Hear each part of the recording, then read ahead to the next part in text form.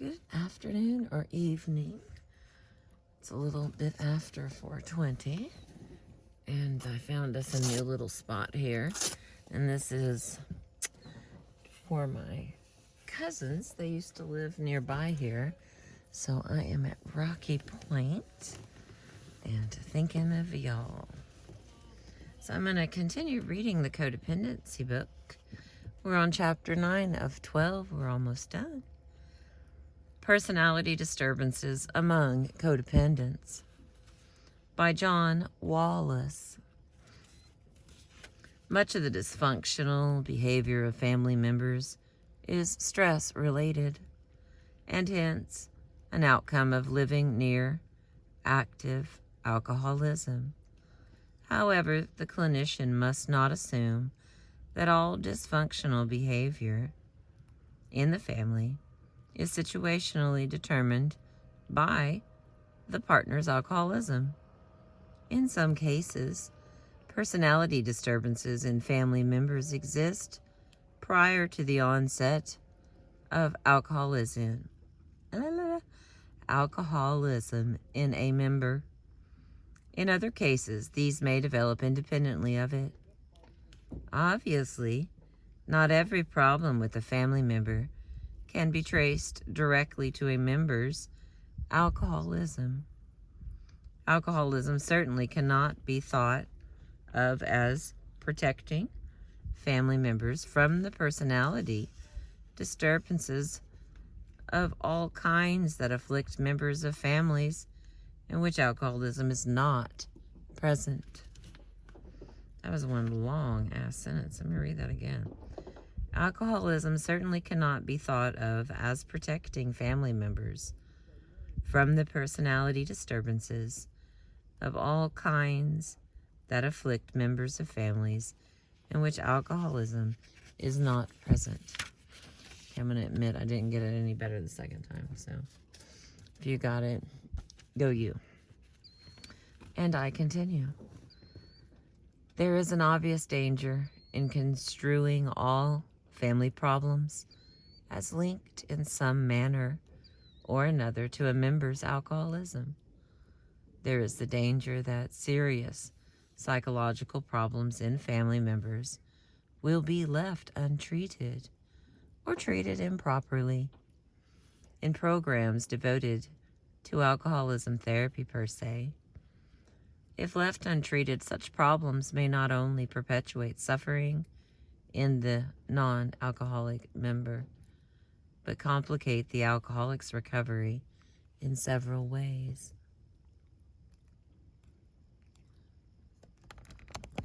So many fish jumping out of the water. Okay. First, a spouse with neurotic problems of his or her own can introduce high levels of stress into a marriage. It can be just as difficult to live near or with a chronic hypochondriac with endless complaints, a phobic personality who refuses to leave the house, or a needy, excessively dependent, possessive, and demanding partner, as it is to live with alcoholism. For obvious reasons, such pre-existing neurotic patterns in spouses may make it exceedingly difficult for particular alcoholics to maintain sobriety or to achieve a happy, contented sobriety. Hang on, let me get a drink. I have used my voice thoroughly this week.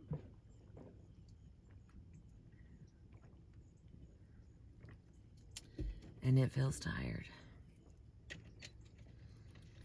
I'm too excited to finish this book, so we're gonna have to hear what I sound like when my voice is tired. All right. Secondly, in some, but certainly not all spouses, the level and nature of a personality disturbance may be such as to create a need for the partner's alcoholism. Either consciously or unconsciously, These particular spouses, with an investment in their partner's alcoholism, may interfere with or sabotage the partner's attempt to recover. That this can and does occur in particular marriages cannot be denied, but the generality of such motives is open to question. In particular families with whom I have worked, the sabotage and interference were quite overt and unmistakable. In one case, the young husband repeatedly informed his wife that as far as he was concerned, he would rather have her drinking than sober. His favorite jibe was, "Why don't you go upstairs and suck on your bottle like you used to?" Another husband consistently arranged to meet his alcoholic wife in a bar where he drank and joked with his friends while berating her for ordering soft drinks for herself. A non-alcoholic wife came home with 6 bottles of rum which she had purchased in the first few months of her husband's sobriety. When questioned by her husband as to why she had done so, the wife explained, "Well, it was on sale and seemed like such a good deal." Several groups of wives of alcoholics were identified from examination of MMPI profiles. A high psychopathic deviant score and a typical 4-3-9 profile, which is the psychopathic derivative, hysteria, and hypomania. So each of those numbers was for those things, which I will have to look up. I know what hysteria is. Suggested a type of wife with a high level of psychiatric disturbance who used her husband's alcoholism as a neurotic defense. The possibility that at least some wives may derive neurotic need satisfaction from a husband's alcoholism is consistent with data reported. In a sample of 116 middle-class families, 52% of the wives had married men at a time when the alcoholism's problems were already serious.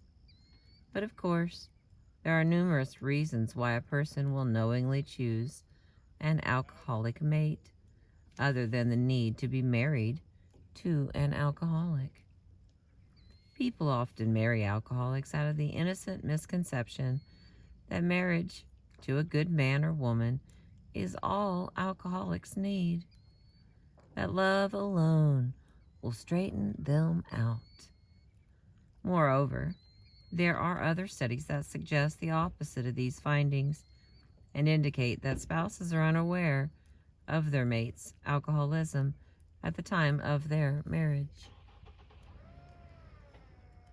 Clinical observations of psychological decompensation in some spouses after the alcoholic has stopped drinking are consistent with, but not necessarily, piece of proof for the belief that some wives or husbands derive neurotic need satisfaction from their partner's drinking problems. According to the decompensation hypothesis, when the neurotic need satisfaction of the spouse is blocked by the partner's abstinence, the spouse's psychological condition worsens and may become serious enough to require psychiatric hospitalization. The decompensation hypothesis, like many things in alcoholism theory, is highly controversial. If such breakdowns do occur, they do so at an extremely low rate. Ray, from 1972, for example, noted that only 4 out of every 58 spouses studied had to be hospitalized for psychiatric reasons after the husband achieved abstinence. Jackson, from 1962, found only 1 wife in 8 years of study who showed an increase in psychological disturbance after her husband achieved sobriety. Other investigators have found that improvements in psychological functioning can be expected in spouses when the alcoholic's drinking ceases. But of course, the fate of the hypothesis is that some spouses may derive neurotic need satisfaction from marriage to an alcoholic does not hinge upon the fate of the decompensation hypothesis. Spouses with such needs may satisfy them in alternative ways, i.e., deceptive, extramarital affairs with drinking alcoholics, divorce and remarriage to a drinking alcoholic, realization that such need satisfaction can still occur with an abstinent husband, but in a different form, etc. In general, then, the evidence concerning possible decompensation in the spouse when abstinence is achieved suggests that if it occurs at all, it is not a general phenomenon, even in the small number of cases where it would appear decompensation has occurred. Numerous plausible rival explanations are available to explain such breakdowns. One can conclude that spouses of alcoholics may show reactive stress-related behavioral dysfunctions, chronic personality disturbances that may have existed prior to marriage to an alcoholic, or behavioral dysfunctions that are a combination of the two, stress interacting with personality disturbance.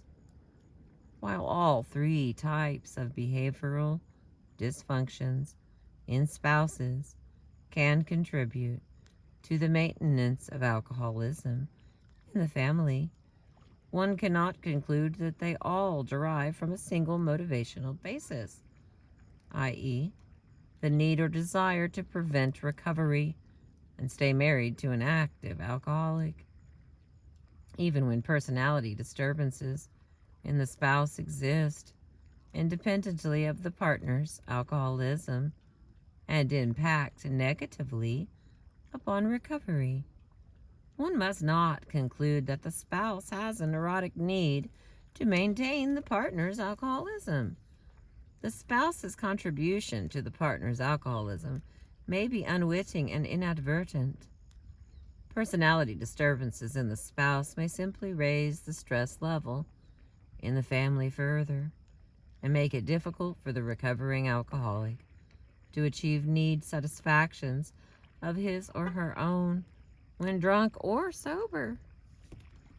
Some unknown numbers of spouses may seek, either overtly or covertly, to maintain their partner's alcoholism for reasons of neurotic need satisfaction. Even in these cases, it is doubtful that the motivational picture is so simplistic and undimensional, excuse me, just as the alcoholic presents for treatment in motivational conflict, wanting to stay sober, but wanting to drink. It is likely that some spouses experience a similar conflict of motives.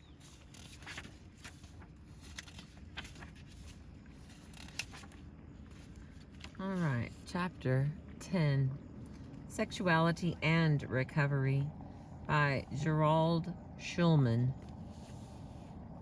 It would be impossible to talk about the role of sexuality in recovery without relating it to the role of sexuality during the active chemical dependence, which impacts on both the chemically dependent person and family member, the partner.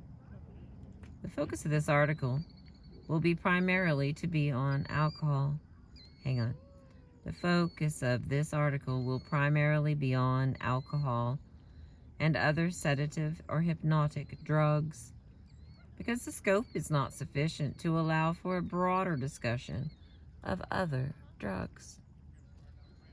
When looking at the impact of sexuality in recovery, major areas that need to be noted are sexual dysfunction, performance anxiety, self-image, past sexual behavior, communication, trust and intimacy, These individual areas are not discrete and may have a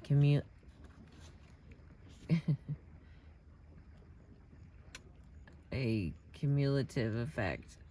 I know that's not the right way to say it. Like I said, I'm tired. On current sexual adjustment and comfort. In this context, recovery is defined as total abstinence and an enhancement of functioning in every major area of a person's life. For example, work, family, marriage, health, etc., including self-image. It is clearly documented that during active dependence, sexual dysfunction is most commonly a direct result of the depressant effects of the sedative or the hypnotic drugs. However, during early recovery, chemically dependent people may be surprised by a continuation of the dysfunction because they may assume that the dysfunction is simply a result of being intoxicated. One common example is continued erectile difficulty in newly recovering males because of a low testosterone level, which does not immediately rectify itself with sobriety.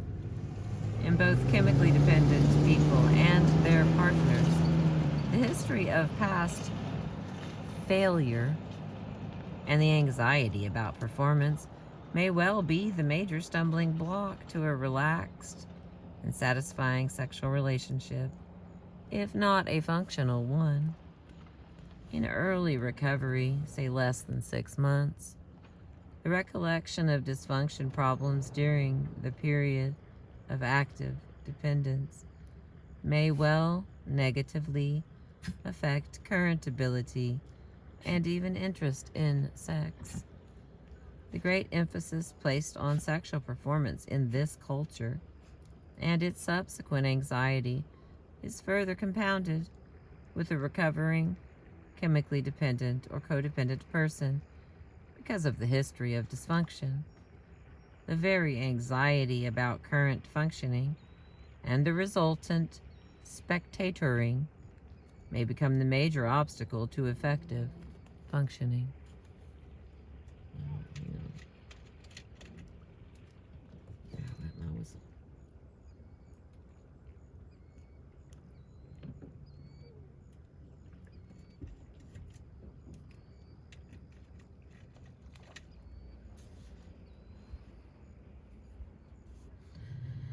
Okay. The self-image of both the chemically dependent person and partner almost always suffers during active addiction. In addition to the assault on one's value system, that is a function of chemical dependence or codependence itself.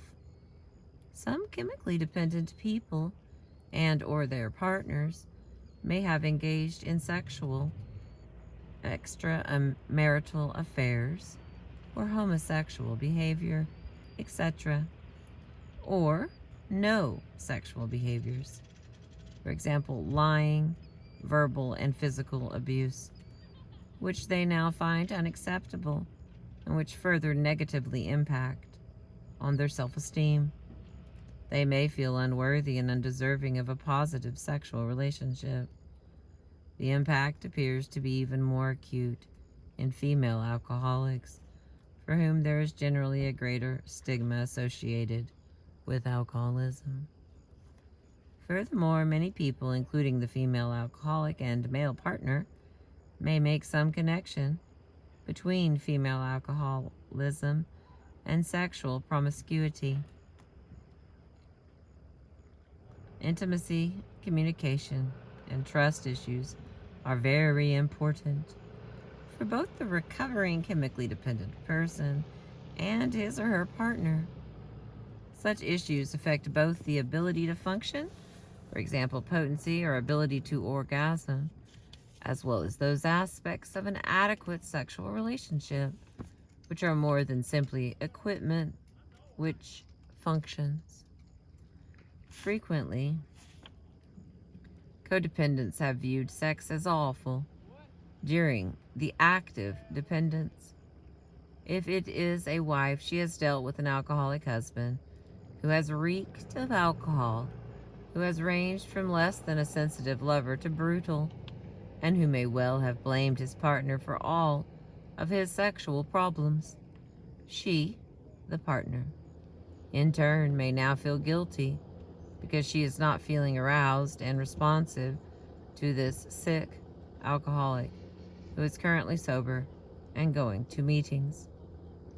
Frequently, the partner believes that when the alcoholic gets sober, there should be an immediate ability on her partner's part to be warm, intimate, and caring, and a corresponding ability by the newly recovering alcoholic to immediately be able to perform flawlessly. If the ability to communicate and trust has disappeared during the act of addiction, it will take some time to redevelop. Sometimes it was not present even before the addiction, and therefore has to be established for the first time. The partner now is no longer able to place the responsibility for his own sexuality and any sexual dysfunction onto the actively using person. They can no longer blame the alcoholic. People have to share with one another what they really feel in spite of their fears. Trust issues and their relationship to intimacy and sexuality are further complicated by fears that the alcoholic may relapse, or that now that the alcoholic is sober, he or she will leave the partner for someone more desirable. Given the high rate of divorce among recovering alcoholic couples, this fear is not totally without foundation. Commonly, there is residual anger that the family member has felt during the act of addiction, which blocks current feelings of intimacy. Frequently, communication problems exist because there has not been a feeling language employed between the chemically dependent person and his or her partner. These communication problems, the lack of trust, the residual anger, and a basic lack of interpersonal honesty, which may have predated or resulted from the dependence, become major obstacles to a satisfying relationship, sexual or otherwise. Looked at another way, the problems and the redevelopment of an adequate sexual relationship may be representative of the problems and the redevelopment of an overall relationship. Unfortunately, in talking with many recovering chemically dependent people and partners who belong to AA and Al-Anon, the informal messages that they have received about sex are: number 1, you don't talk about it. Number 2, you don't get involved for a year. And number 3, it is equivalent to lust. In the book 12 Steps and 12 Traditions, when talking about step 4, it is suggested that as a means of avoiding confusion, a list be made of the 7 deadly sins, one of which is lust. What follows is a discussion about sex. For those of us who have worked in the field and are aware of these admonitions, which are provided to newly recovering, chemically dependent, and significant others about sexuality, it is important that we reconsider them for accuracy, appropriateness, and applicability. We are ethically bound to provide more appropriate suggestions. Don't get involved for 1 year. What is magic about 1 year? Does the 365th day end at 12 midnight? If someone went to a residential program for treatment, is 1 year counted from the day of admission or the day of discharge? What is involved? A woman working in a halfway house confronted one of the residents who had recently visited a prostitute with the fact that he had breached a house rule, that of not getting involved. His response was that he was not involved. It was simply a business proposition. Is he not correct? Newly recovering alcoholics and significant others frequently have very strong needs for intimacy. How can these be met in a safe and appropriate fashion? Can we not experience intimacy, which is not sexual? The very sharing and caring that occurs in AA and Al-Anon, and which makes them as effective as they are, speaks to intimacy. One recommendation is to use a fourth step inventory, in part as a way of coming to know oneself sexually. In a regular inventory, the individual gains knowledge which should aid them to not repeat the behaviors that cause them to feel guilt and anxiety. Should not the same thing be said for knowing yourself sexually? What is acceptable sexual behavior for one person may not be acceptable for another. It may, in fact, be a threat to sobriety. People are no more identical in their sexual values than in any other way.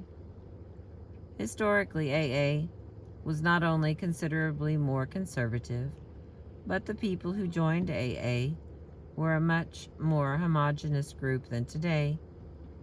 This homogeneity